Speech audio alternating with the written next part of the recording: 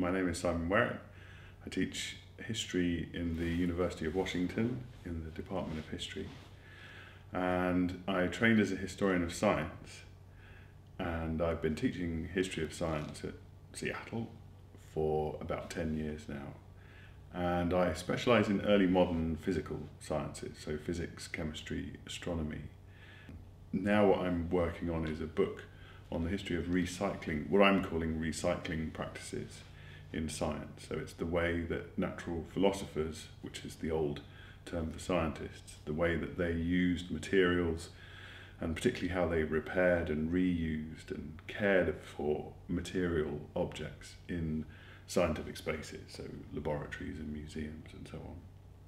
Well, I was asked to present a short paper to the Academy, and I thought that I would do something that wasn't just a regular part of my research, but more like a kind of think piece, a kind of what-if story about something that I'm interested in, that I care about.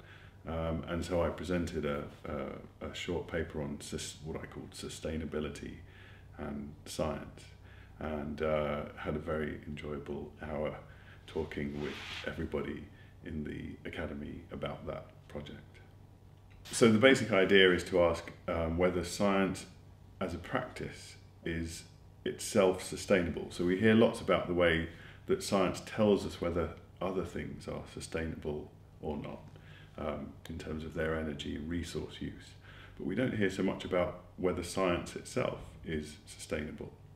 It's a very complicated question because the definition of science and sustainability are complicated. But essentially, if one was to say that science isn't sustainable in the sense that it's contributed to pollution and environmental damage in various ways, then the thing I was interested in was thinking about ways that one might resolve that. I thought the students were fantastic, and they really got me thinking. Students always ask very good, challenging questions, much more so than anybody else. And that was true in this case also.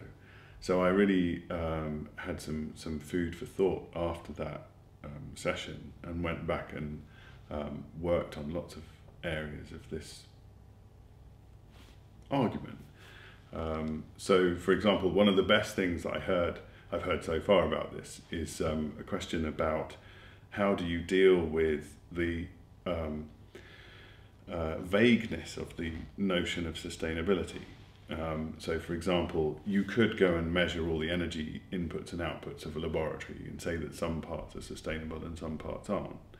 But as one of the students mentioned, if a laboratory was extremely wasteful, used huge amounts of energy, but it came up with knowledge to save much more energy and produce much more sustainability, then you wouldn't want to get rid of it. And that was a wonderfully complicating thought. So that's led me to think much more about the ways in which I can complicate the story that I told in the Summer Academy. Well, I think the basic goal of the Carson Centre, as I understand it, is really worth thinking about here, which is that our environmental discourse is almost entirely scientific. The way that we decide, the way that we engage with environmental problems is largely talked about in scientific terms, and the expertise that is involved in making assessments of environmental issues is typically scientific.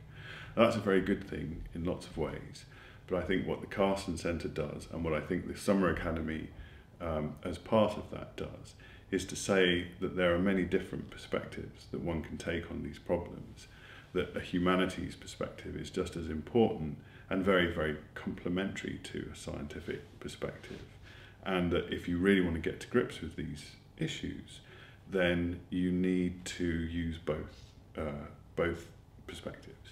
So I think that I hope the Summer Academy provided some of the range of perspectives that are out there. Certainly, I'm learning as well in this summer. This is a Summer Academy for me because I come as a historian of science who is being confronted with all kinds of very, very interesting interdisciplinary perspectives on environmental issues. And I hope that to the degree that we, the fellows, were involved in the summer academy, that would have given the participants a sense of that interdisciplinarity, those multiple perspectives and the different ways that you can, that are necessary to understand environmental problems.